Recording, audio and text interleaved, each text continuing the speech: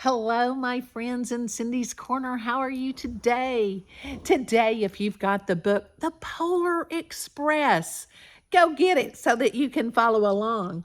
It is a Caldecott Book Award winner, and I took off my jacket so that I could help hold it up.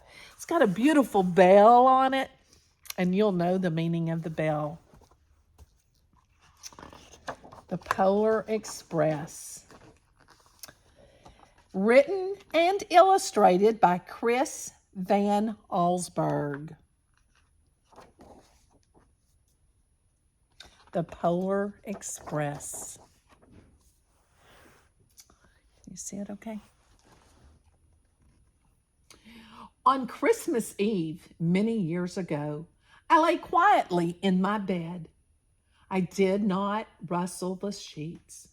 I breathed slowly and silently. I was listening for a sound a friend had told me I'd never hear. The ringing bells of Santa's sleigh. There is no Santa, my friend had insisted, but I knew he was wrong. Late that night, I did hear sounds, though not of ringing bells. From outside came the sounds of hissing steam and squeaking metal. I looked through my window and I saw a train standing perfectly still in front of my house. Here's the train. It was wrapped in an apron of steam. Snowflakes fell lightly around it. A conductor stood at the open door of one of the cars. He took a large pocket watch from his vest, then looked up at my window. I put on my slippers and robe. I tiptoed downstairs and out the door. "All aboard!" the conductor cried out. I ran up to him. "Well," he said, "are you coming?" "Where?" I asked. "Why, to the North Pole, of course," was his answer. This is the Polar Express. I took his outstretched hand and he pulled me on board.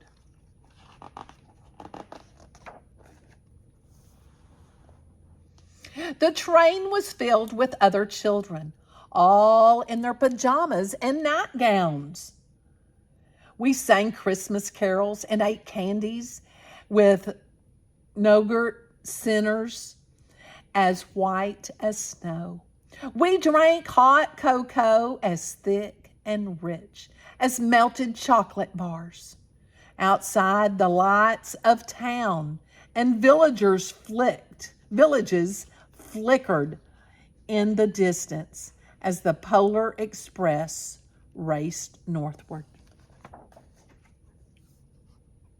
Soon, there was no more lights to be seen.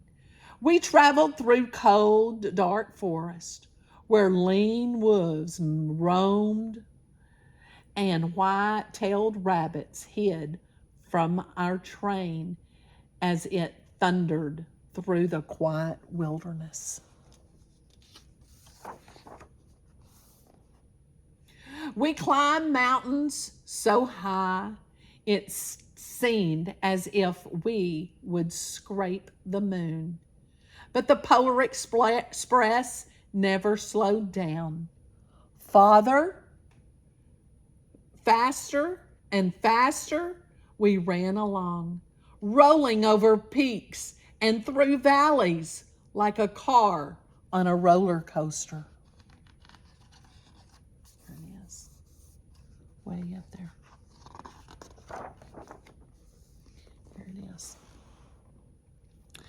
The mountains turned into hills, the hills to snow-covered plains. We crossed a barren desert of ice, the great polar ice cap. Lights appeared in the distance. They looked like the lights of a strange ocean liner sailing on a frozen sea. There, said the conductor, is the North Pole.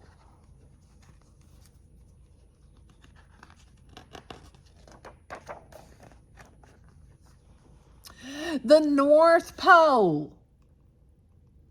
It was a huge city, standing alone at the top of the world, filled with factories where every Christmas toy was made. At first, we saw no elves. They are gathering at the center of the city. The conductor told us that is where Santa will give the first gift of Christmas. Who receives the first gift? We all asked. The conductor answered, he will choose one of you.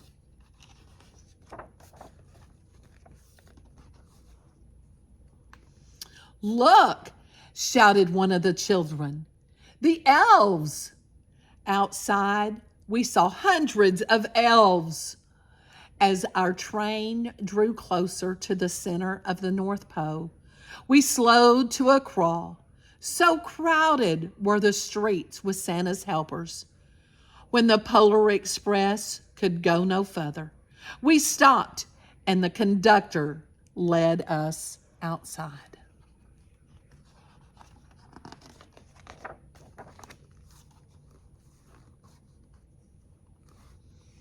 We pressed through the crowd to the edge of a large open circle. In front of us stood Santa's sleigh. The reindeer were excited. They pranced and paced, ringing the silver sleigh bells that hung from their harness. It was a magical sound, like nothing I'd ever heard.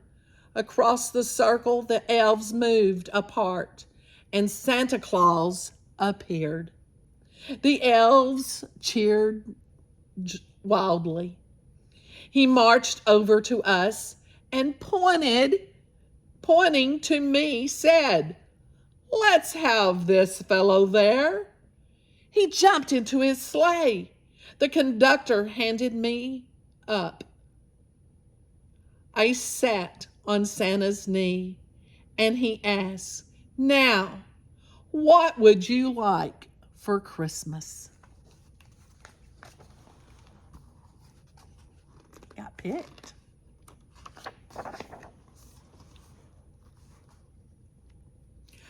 I know that I could have any gift I could imagine, but the thing I wanted most for Christmas was not inside Santa's gift bag.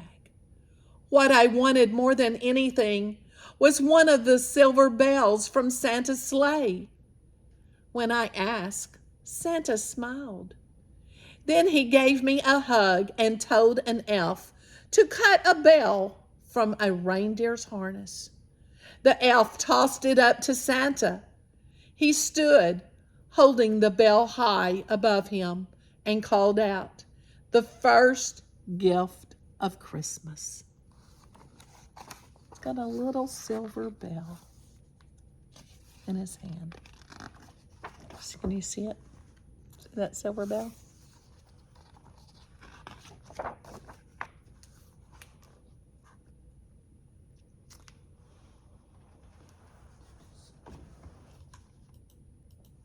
One moment.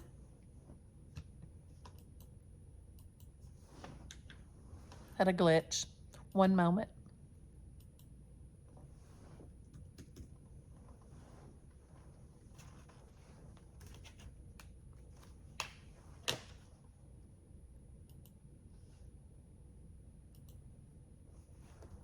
Got you a break there. Sorry. Had light troubles. Hope Santa doesn't have light troubles. A clock struck midnight as the elves roared their approval. Santa handed the bell to me, and I put it in my bathrobe pocket. The conductor helped me down from the sleigh. Santa shouted out the reindeers' names and cracked his whip. His team charged forward and climbed into the air. Santa circled once above us, then disappeared in the cold, dark polar sky. Here he is. Look at him. They're on the thing. As soon as we were back inside the Polar Express, the other children asked to see the bell. I reached into my pocket, but the only thing I felt was a hole. I had lost the silver bell from Santa Claus's sleigh. Let's hurry outside and look for it, one of the children said. But the train gave a sudden lurch and started moving. We were on our way home.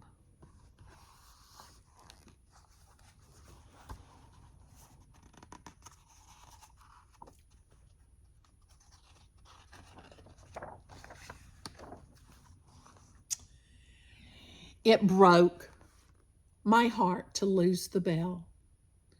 When the train reached my house, I sadly left the other children.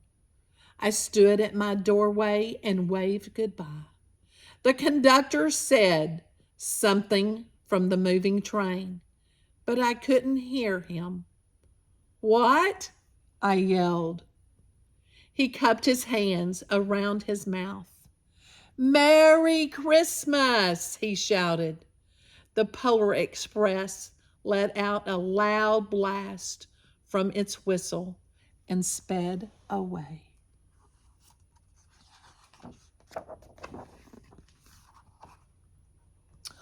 On Christmas morning, my little sister Sarah and I opened our presents. When it looked as if everything had been unwrapped, Sarah found one last small box behind the tree. It had my name on it. Inside was the silver bell. There was a note. Found this on the seat of my sleigh. Fix that hole in your pocket.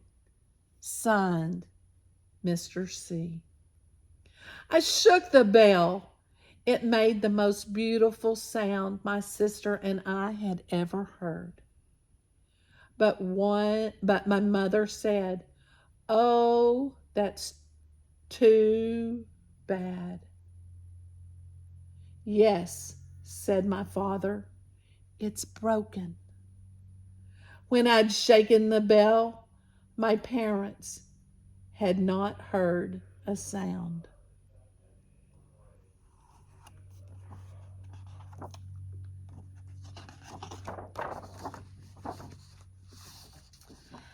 At one time, most of my friends could hear the bell, but as years passed, it fell silent for all of them. Even Sarah found one Christmas that she could no longer hear its sweet sound. Though I've grown old, the bell still rings for me, as it does for all who truly believe. And I hope you believe, and I hope you can hear that bell. I always like to give my students just a little silver bell. Make that bell ring. And if you have drawn a picture of a bell or have a Polar Express ticket and gone on a Polar Express train and maybe perhaps even had some hot chocolate, you can draw me a picture of your Polar Express. You can draw me a picture of the reindeer. Maybe you can even draw me Rudolph. Here's a Rudolph that you could draw. Look closely. Easy to do. Make sure you outline it and color it. You might want to make a Santa. I can't wait to see your pictures and maybe perhaps a story about you going on a Polar Express before. And did you wear your pajamas and go in hot chocolate and get some hot chocolate? Did you get a silver bell? I hope you listen very carefully because he won't come to your house, but you might hear the bells on Christmas Eve as they go by your house. Have a great day. And if you have a bell picture, you could even do me a bell picture. I could put a bell right here and kind of make it there without the antlers. I thought I had a bell, but anyway, I hope you enjoyed Cindy's Corner today. And if you did, share me with your friends and tell them to subscribe. There's not another story time like Cindy's Corner. Give somebody a hug. Tell them you love them.